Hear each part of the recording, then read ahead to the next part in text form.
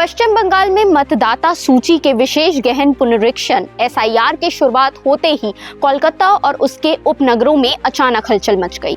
आपको बता दूं, न्यू टाउन, बिराटी, बारासात और बिशरपाड़ा जैसी कई बस्तियों से परिवार रातों रात अपने घर छोड़कर गायब हो गए हैं।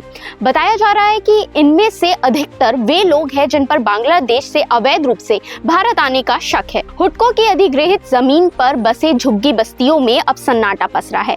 कहीं टूटी चारपाइयां हैं, कहीं अधजले चूल्हे और बिखरे बर्तन। स्थानीय लोगों का कहना है कि पिछले कई सालों से ये परिवार यहीं रह रहे थे।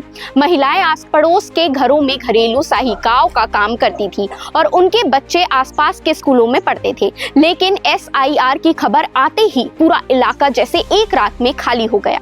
वहीं बिराटी की निवासी अपला मित्रा बताती है कि मेरे घर में काम करने वाली महिला रोज सुबह आती थी। एक दिन बोली कि अब नहीं आएगी और फिर कभी लौटी ही नहीं।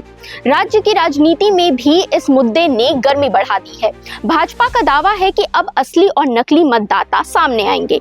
भाजपा नेता स्वप्न राय चौधरी ने कहा, न्यू टाउन जैसे इलाकों में कई लोग बरसों से रह रहे थे, लेकिन वे अवैध रूप से आए थे।